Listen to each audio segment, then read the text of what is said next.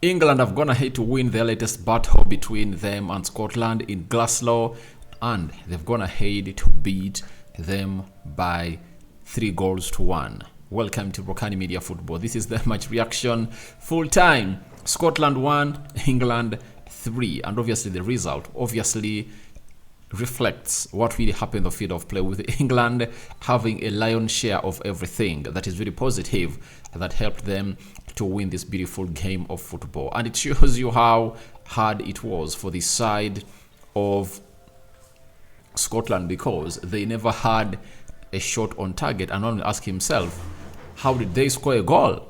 The goal was an own goal coming in from Harry Maguire, and an own goal is not counted as a shot on target because it's not an effort coming in from the opponent. That is it. So smash the like button, comment and share, and if at all you're watching us for the very first time, endeavor to subscribe to this channel so as not to miss out on stories that we do upload in here on a daily. But when you look at the goals that England really scored, the first two, to me, I believe they were really an absolute gift coming in from the side of Scotland. They would have gone ahead to obviously avoid those two goals, but the third one, very good team up play. And when you look at Jude Bellingham, to me, he's the next big thing. And if at all you ask me which England player is close to winning a Ballon d'Or, I'll give you an answer that is obvious. That is none other than Jude Bellingham. He has the skill set that obviously everyone really admires, and I liked it today when they played him as a central attacking midfielder, playing in front of Declan Rice and Calvin Phillips. He obviously thrived in that role, and he obviously saw himself really do the needful. Though most of us think that would have gone ahead to thrive better in the double pivot with Declan Rice, but obviously he has shown us what he gets the team of England, because he was on target. That is it for the second goal. And the first goal, it was Marcus Rashford who obviously went ahead to do some magic, release Phil Foden. I think Marcus Rashford played the ball to find Phil Foden, and Phil Foden played it to find I think Rashford played it to find Kyle Walker. Kyle Walker played in a hard cross, and Phil Foden tapped that in the back of the net. Then the second one, Jude Bellingham scoring that gift from Robertson, and thirdly, Harry Kane putting in the back of the net to obviously put that ball into the back of the net. Now, England really dominated this game, and I think the fears of Gareth Southgate that maybe they are looking at Pep Guardiola has seen him tell his team to obviously knock that ball around, and they knocked it around for the entire game, trying to build from the back. I saw Aaron Ramsdale doing the ball distribution, and obviously he had nothing like a shot to save because they never really threatened him a lot from Scotland.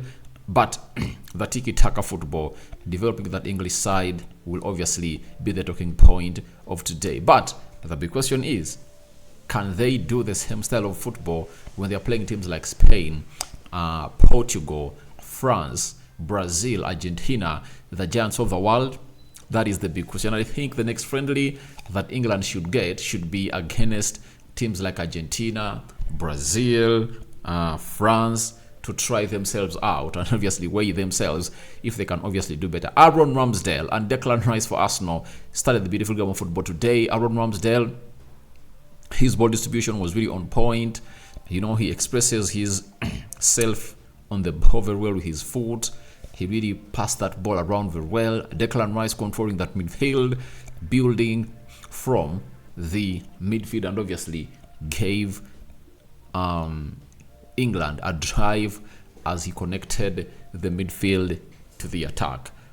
Phil Foden on the score sheet, you know, he's really a genius. You know, there always been really allegations that this man is not good enough, but Phil Foden is a player who obviously gets you the numbers and what we call the control of the game. Those flicks through the midfield, you know, because of his size, he's really looked at as a player who cannot obviously impact the game, but you saw his impact today. He puts England ahead, and in every game, the first goal is the most important goal of the game. Most people obviously are fed up of hearing this, but this is the fact. the first goal is always the most important goal of the game, and that was given to England by Phil Foden. But the rest of the players really played very well. I liked how Marcus Rashford played, his composure, and the way he obviously tried to win back the ball, run into space. He really did great. I like the switch play of Kyle Walker.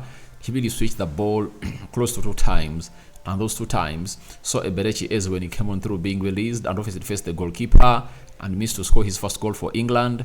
Then he switched play to find, I think it was Kylian Trippier, and obviously that was really great of him. And to me, Kyle Walker really had a very decent game because he has registered his assist this time around after scoring the game of Ukraine that saw England draw 1-1. He has found himself really creating an assist for Phil Foden's first goal of the game. So it shows you how good it was. But for Scotland, they didn't impress into the final third. Even that goal that they score, it was a very, very, very good cross, but it couldn't meet any of the players of Scotland because they never had numbers into the final third. They never had numbers. And Harry Maguire just saw himself really connect that ball in his own net to make it count in a very stupid way altogether. And you couldn't obviously forgive him for what he has gonna hate to do, because why could he do that? Poor game reading for Harry Maguire. And this is why people are gonna hate to ask themselves, why did he have to take on Mark Guehi and get on Harry Maguire? Yet there was Tomori on the bench. There was which other guy? Colwill was on the bench, and very many other good defenders, and they brought on Harry Maguire. It shows you the favoritism at this team of England, and this takes me to another factor of Calvin Phillips. Amid him having a decent game, but that is favoritism. How do you start a player who is not obviously playing game or getting enough game time at his club, and you give him all those minutes? Yet there are players who are obviously getting in minutes into their team, and they're obviously doing grateful for their side. So let's obviously call out the bad, and let's take it to where it deserves to be. This is one of the things that Gary Southgate should change, and if not, he's obviously going to find himself lose this job of England. But for Scotland, Scott McTominay was bang average, and this is where I go ahead and obviously laugh at Grammy Souness, who came out and said that Scott McTominay deserves to get a start into the team of Manchester United, that he goes straight to the team of Man United. If he cannot win a midfield battle over Declan Rice, how come say that he should be obviously the midfield of Man United over who? Bruno Fernandes, Eriksson, Sofiane Amrabat? No way Scott McTominay can start over those, and I would like to confirm to you that that is really a very big lie for him. And I know he has always gone ahead to say shit to obviously trend, but that is really great. But there was some tension when Maguire pulled one for Scotland, and that was in the 67th minute, and Scotland tried to obviously throw their bodies into the final third with the crosses coming in from Robertson, Aaron Hickey, and they tried to obviously take themselves to the next level, but Harry Kane came out and obviously scored that third goal that obviously gave England the best. These are the stats of the game. 7 shots by Scotland, 11 by England. They had 0 shots on target by Scotland, 5 shots.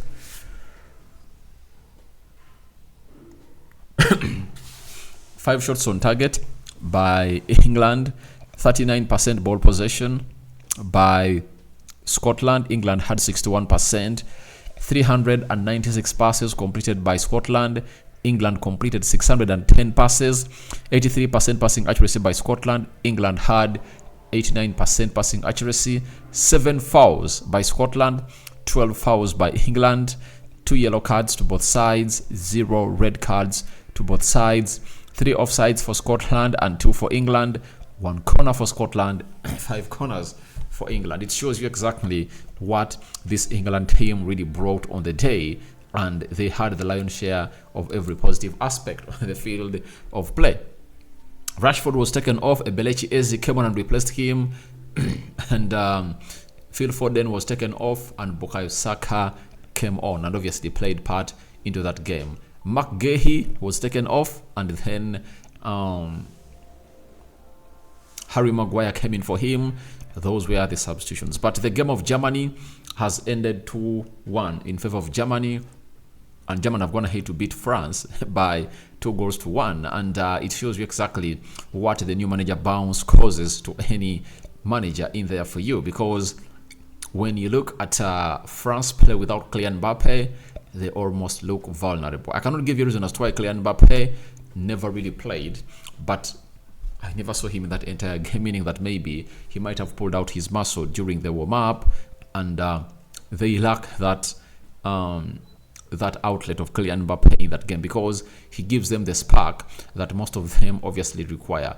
Cole Moani, good player, but obviously he was not industrious enough to obviously get a goal for France, and the only goal they got was a penalty after Antonio Griezmann went ahead to foul Kamavinga in the 18 box area of Germany, and they got a penalty around the 87th minute, well converted by Antonio Griezmann, but that never really gave them a chance to go on winning. So guys, your thoughts on Scotland 1, England 3 are welcome in the comment section below as Rice and Jude Bellingham shine.